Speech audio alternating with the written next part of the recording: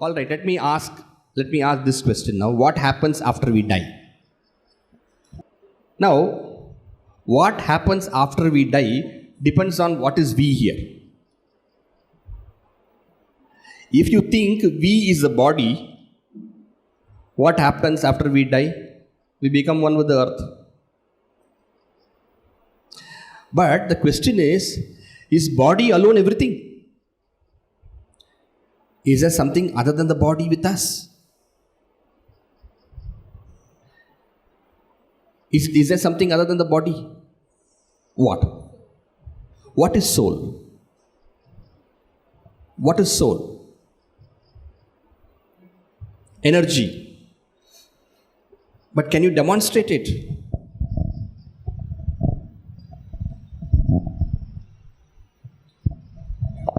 No. Then what is the soul? If you say energy, what kind of energy? It is not electrical energy. It's not gravitational force. What is the soul? Please think, if somebody else also wants to share.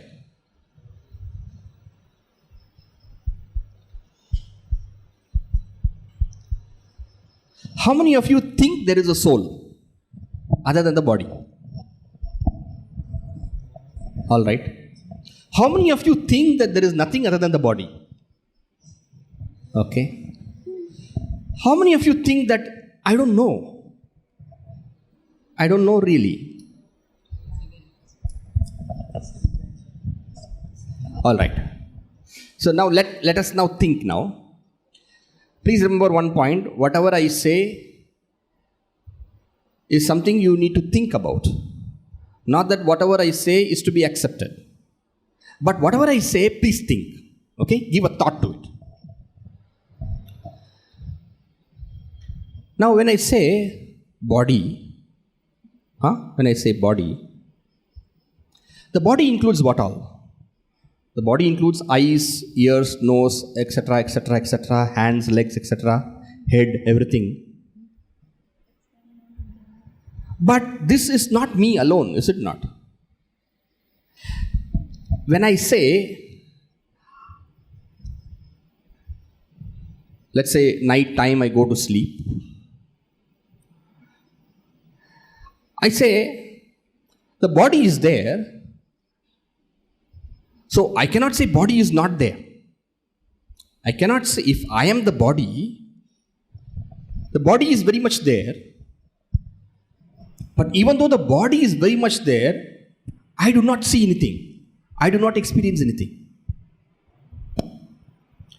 If the body were to be me, then the world should be still there for me.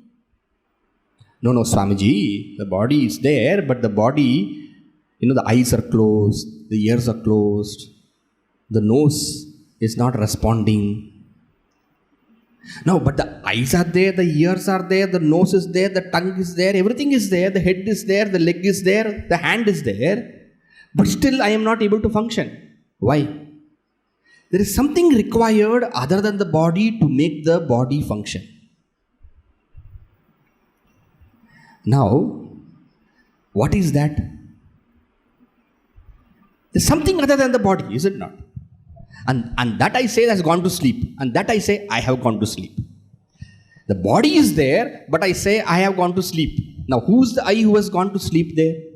It cannot be the body, because the body is very much there. This factor, which is other than the body, which we say has gone to sleep, and in the waking state we say which has got up, we say is other than the body.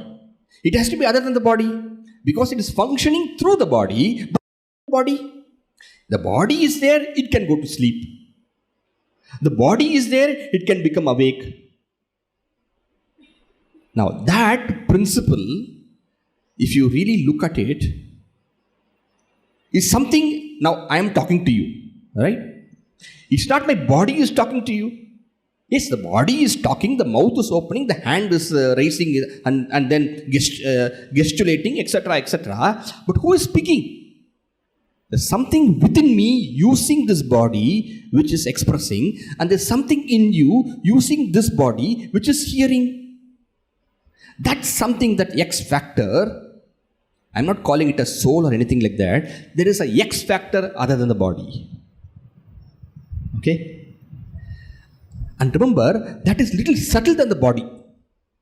For example, I can take a knife and I can cut your finger. I can take a blade and I can do something on your finger and blood can come. But that thing which is subtler than the body is not cut because of that. You able to get? Your body, I can do something, I can hit you. But I cannot hit that thing which is in you, which is subtler than this body. Okay, when a person dies, let us say, we bury the body or we cremate the body, fine, whatever we are doing fine. And the body goes back to calcium, carbon, phosphorus, whatever elements, sodium, etc., with which the body is made. Water, 90% they say is water. It goes back to the earth, fine. But this X factor, which gives life to the body, this X factor, that cannot be destroyed by fire, that cannot be destroyed by water. I cannot drown that. I can drown the body, but there's something subtle within the body which cannot be destroyed. Okay? That you can, the mind is a chief component of that. The mind. That's why a person can be imprisoned but not his mind. That's why a person can be hit, not the mind. When you say, don't insult me, whom are you saying? It is the mind. There's something subtler than the body, because of which the body functions, because of which we say a person is alive, in the absence of which we say a person is dead.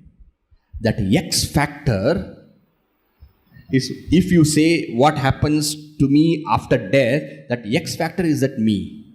And that X factor is not destroyed because of anything. The body may die, but the X factor does not die. Your mind cannot be killed if the body is killed. Because mind is subtle, whereas the body is gross. Fire can burn your body, not that X factor which is subtle. I can hit you, but I cannot hit your mind. Are you getting it? There's a difference between body and mind? Now, what happens to this mind when we cremate a person? What happens to his mind? We cannot say the mind also has been burnt because of the body. Body is burnt. We say this mind takes another embodiment. According to physics, energy can neither be created nor destroyed, but it can only be transformed from one form to another. You can say the body is burnt, but what happens to the mind?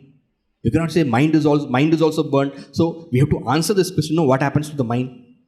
There should be a logical answer to that question. And therefore, we say the mind takes another new body. Mind takes another embodiment, and that is called as rebirth.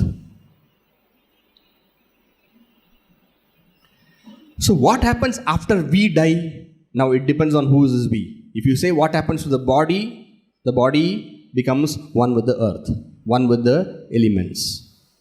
And if you ask what happens to the mind, we have to say the mind takes a new embodiment. Takes a new embodiment. Because you cannot say mind becomes zero.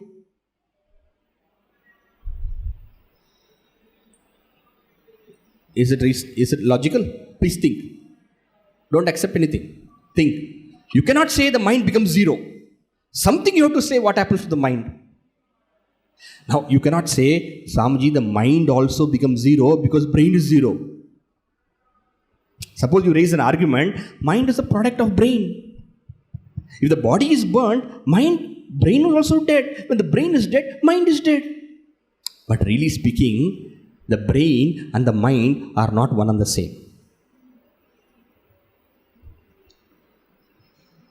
The brain can be, we say, the person brain dead, we say.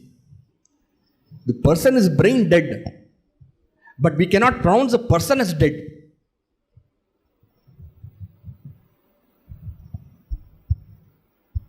The brain can be dead, but we cannot say person is dead. They say, wait. Brain is only dead, probably the brain wakes up.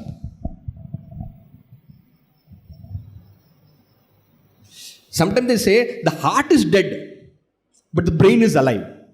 Sometimes they say the brain is dead, but the heart is alive. So regardless of the death of the brain, regardless of the death of the heart, something can continue to survive. I do not know, polar bear,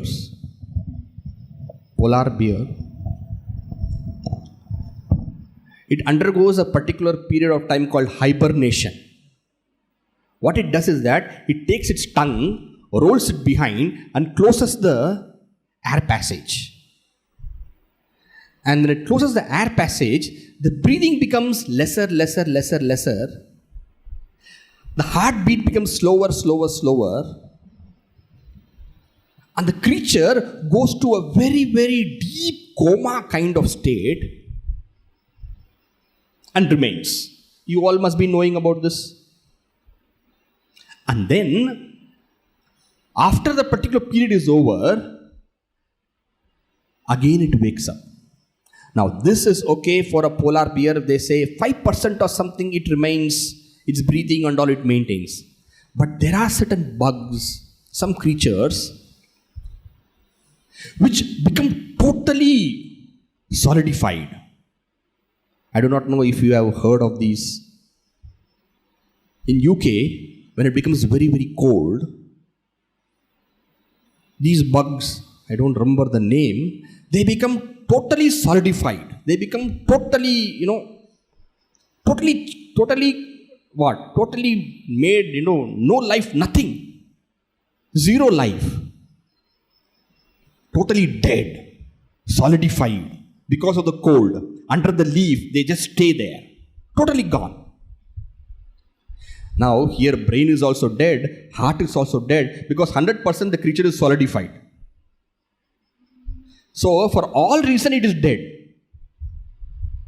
But still, once the spring comes, once the thawing season starts, once the ice starts melting, again this creature comes back to life. So what was 100% dead, physically dead, comes back to life. Meaning, what I want to say is that even if the brain is dead, even if the heart is dead, life can still exist.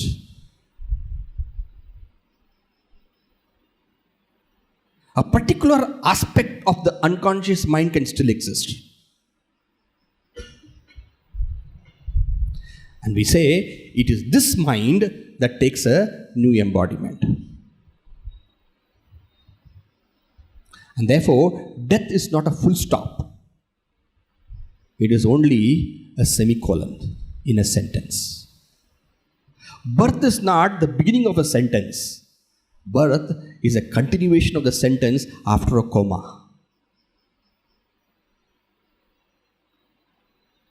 So this is the philosophy of birth, death, etc., which we explain. Now, this is a very deep thought. Plenty of literature is there. If you want to read further, you should go to Bhagavad Gita, second chapter of Bhagavad Gita, where they say, explanations are there. Vasamsi jirnani yata vihaya navani grihnati naroparani tata vihaya, etc. There's a very famous verse which says that just as how when the dress becomes old, a person discards an old dress and gets a new dress, in the same way, when the body becomes not fit anymore further, then the mind takes a new embodiment. Now that is the explanation given. Now you want to study further, go deeper, or if you want to ask something at this point of time, you can ask also. You can loudly ask. Please ask, please. മലയാളത്തിൽ ചോദിക്കട്ടെ. മലയാളം ചോദിക്കോ, എനിക്ക് മലയാളം കുറച്ചറിയും, മനസ്സിലാവും, കുഴപ്പമില്ല. ഈ soul യഥാർത്ഥത്തിലുണ്ടാ? മരണത്തിന് ശേഷം ആത്മാവെന്ന് പറഞ്ഞ സംഭവം ശരിക്കും ഉണ്ടാ? അതേ ഞാൻ പറഞ്ഞു. ഞാൻ ഇംഗ്ലീഷിൽ പറഞ്ഞാൽ കുഴപ്പമില്ലല്ലോ. കുഴപ്പമില്ല. Problem. See, body is there. Mind is there, no other than the body. That mind, you cannot say it dies. Sir അങ്ങനെയല്ല. ഒരാൾ മരിച്ചതിന് സാറ് പറഞ്ഞു മനസ്സാണ്, സ്വാമി പറഞ്ഞു മനസ്സാണ് സോളെന്ന്. അപ്പോൾ യഥാർത്ഥത്തിൽ ചില ആളല്ലോ ആത്മാവിനെ കണ്ടു എന്ന് പറയുന്നില്ലേ? ഗോസ്റ്റ്. അത് മൈൻഡ് അവർ സങ്കല്പിക്കുന്നതാണോ അതോ 95.5% imagination. 95.5%. Sometimes what happens, they say this soul, this mind, when it doesn't have a new body, okay, a person commits suicide. When a person commits suicide, what happens? At the right time, the body will be ready for the other person to take a new. See, a person commits suicide. Suppose a person is supposed to live till, let us say, 70 years. He commits suicide at the age of 20, let us say, or 30, he commits suicide. Now, for him, a body is supposed to be ready after the age of 70. Now, 20 to 70, what he will do? That mind doesn't have a new body. That mind which stays without a new body is called a ghost. And usually they cannot appear because they don't have a body. They cannot appear because they don't have a body. Because only with the body, the mind can appear. Even though mind can exist without the body, to appear, the mind needs a body. Okay? Therefore, they cannot appear. And therefore, people imagine. But sometimes these minds can take other subtle bodies. Sometimes. And sometimes somebody may see. Because if they are extra sensitive, they may see. But usually you cannot see ghost and all. Usually. But let us not ask about ghost. The topic will go a different way. So, to give a one-line summary, anybody would like to ask anything further? Yeah. You raised your hand, no? Dishit sir, yes.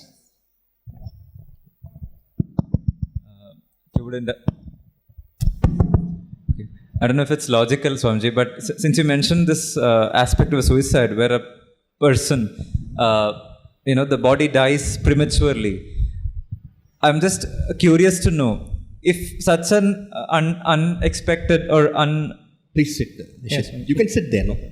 If such an unexpected thing happens, is there a higher power which may prolong the life of another person, which balances this untimely death of the body of the originally 70-year-old?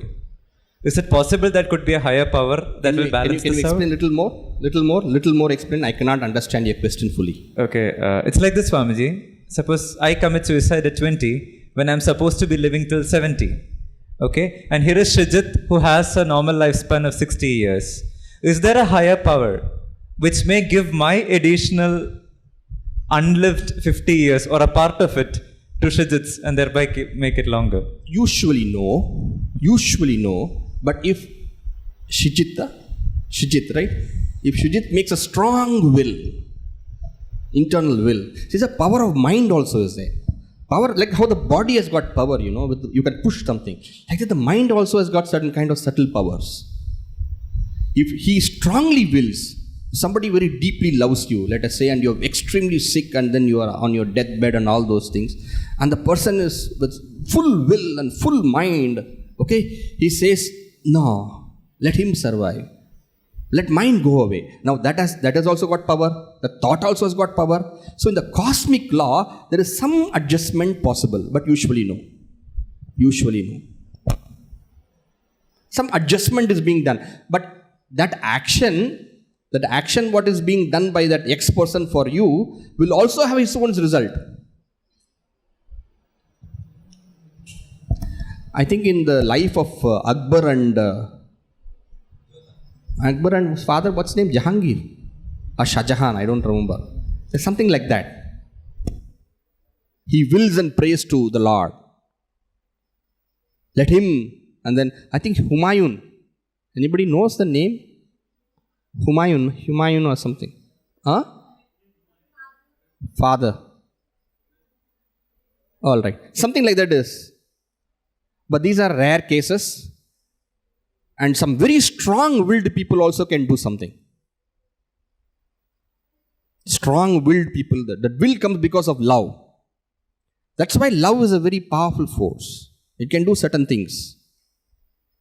When you say give blessings, what is a blessing? That blessing is nothing but the love, power of the mind acting there. So the question, what happens to me after death? The mind, which is other than the body, takes a new embodiment. New embodiment means what? New body. എനിക്ക് മലയാളം അത്ര നന്നായിട്ട് അറിയില്ല, മനസ്സിലാവും. I think even if the mic doesn't come, you can speak. It doesn't come, it won't come so far. Louder, you get, stand up and loudly speak. Yeah. Every creature has mind. Every creature has mind. Because every creature has a body, and the body is controlled by the mind. A dog also has got mind. Is it not? You know the dog has mind, right? Okay, please sit. The dog also loves you. Yes, the dog loves you. You also love the dog. The dog also reciprocates the love. Animals also have mind. No, but there is a point in your question. Every living creature has got mind. Okay? Every living creature has mind. But the only question is that how evolved the mind is. A dog, I shout at the dog may not understand. I may give a good scolding to the dog. The dog may understand, may not understand I'm scolding. It understands mostly, but it may not understand. Certain things the dog may subtly, poda nai. Suppose you tell somebody, poda nai, he feels hurt. But suppose you tell a dog, poda pune. Pune means cat. It will not feel hurt because it doesn't understand that much. A person we insult and then we give something to it, he will not touch it. Suppose you come to my home and I scold you and then irritate you and insult you and then, eat this laddu, go. You won't eat the laddu. But the dog, even after you scold, you give something to it, it will eat. Why? Because it is not that sensitive enough. The evolution of the mind is lesser. In human beings, the evolution is more. Now, suppose you go to an animal, the evolution is less. Even among animals, it might be more or high. A pig, evolution is less. Whereas a dog, the evolution is little more. You go to amoeba, bacteria, the evolution is far less. But they also have everything. They also have got families. The body may be different, but mind is there in everything. Even plants have mind.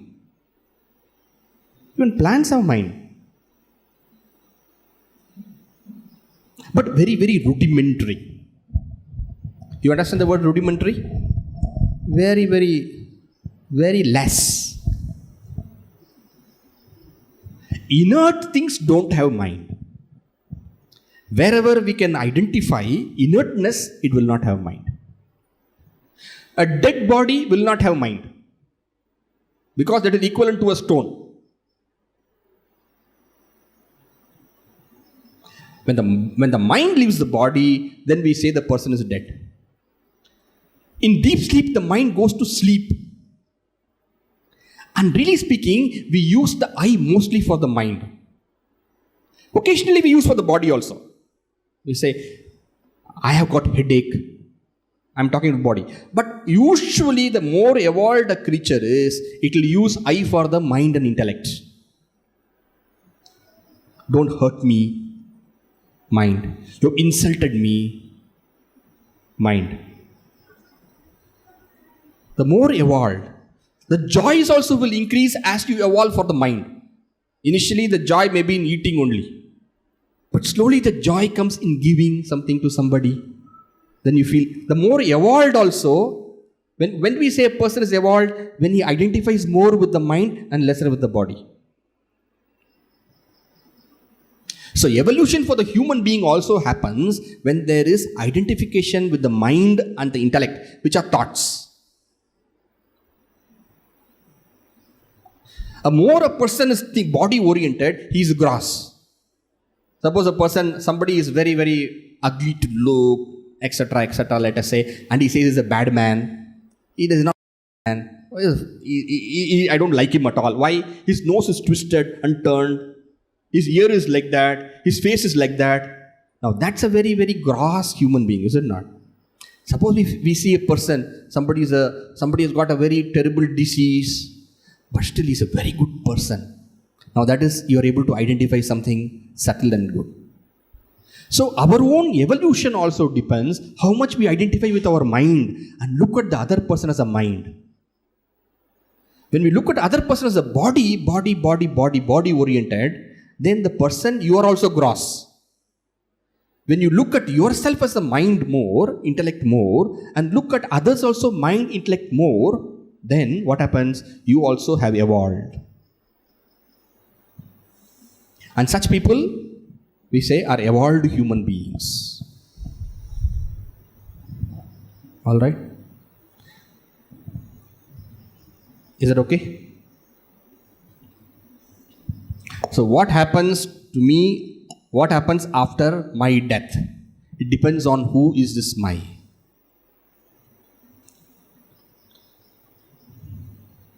If you take my to be body, 0. After death, 0. But my cannot be the body, because apart from the body, we have also mind. And you cannot say mind is burnt or mind is destroyed. When the body is burnt or the body is cremated or buried, you cannot say. Why? Because mind and body are different. Fire can burn the body, earth can eat away the body, but not the mind. So we have to ask the question, what happens to the mind? You cannot say mind becomes 0, then you will become illogical. Then you have to say, what happens to the mind? Then you have to say, something happens to the mind. And that is said, mind takes another body. Now, whether really mind takes another body, none of us can see. But we can only posit, yes, if mind is there, it is possible it can take another body. Now, this is only possibility logic, not proving logic.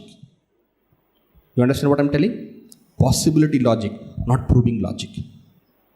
And sometimes logic is only possibility.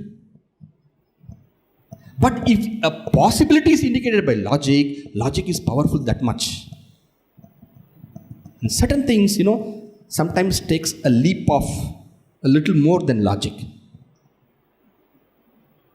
Little more than logic. But logic does this much. It says, yes, it is possible that the mind can take another embodiment.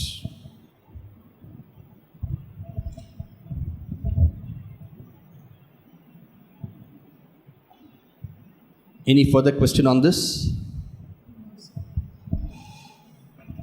Yeah.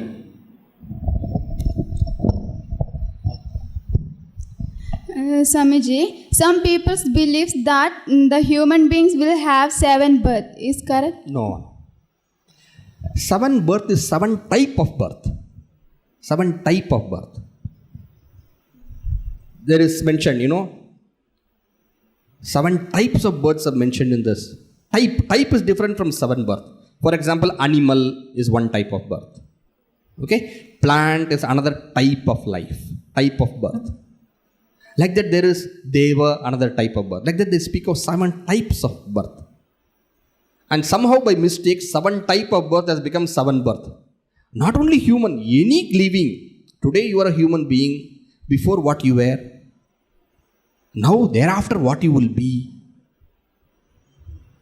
That and all we cannot say. Now we may say some let's say a cat or something is going. We do not know what was this cat before. Respect all creatures. 。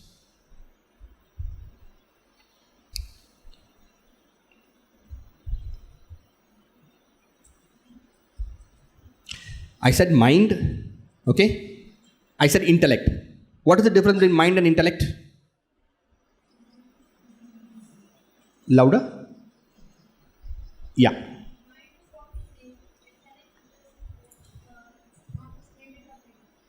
Almost like? Yeah. See, mind and intellect, the difference is this. In Sanskrit, if you want to use the word manas buddhi, emotions are called manas. Discrimination means what? Viveka. The Viveka Shakti is called as intellect. When thoughts are not decided, we call it as manas. When the thoughts become decisive, we call it as intellect. Okay? So it is the same mind only we call intellect. Manas graduates itself and becomes buddhi. Buddhi, undergraduate stage, it is called as manas. So two things, manas. Manas is when it is emotions, number one, sentiments, feelings like love, anger, greed, jealousy. This is all manas. It could be negative as well as positive, no harm. But this is called as manas. Aspect 1. Aspect 2, manas is when it is indecisive. When you not come to a conclusion and there is confusion. That is manas. Now when the same indecisive thought, confusion, becomes clear and then the decisiveness, then it is called as buddhi. So this is other than the body. Manas and buddhi. There's one thing more also which I have not told you, because that requires a little more time for me to develop the thought, and that is chit, C-I-T or C-H-I-T, which is consciousness. So what is actually other than the body? Manas, buddhi and consciousness. This consciousness is aware of the manas and buddhi also. Mind is thoughts, is it not? If you can just look into yourself, you can be aware of your thought also. You can be aware of your thought. Now that is little more deeper than your mind and intellect. And that in Vedanta is called as Sakshin, the witness consciousness. So, what is other than the body which takes birth? Manas, buddhi and you yourself, the inner consciousness. This takes a new birth. This much is a complete answer to that question, what happens after we die?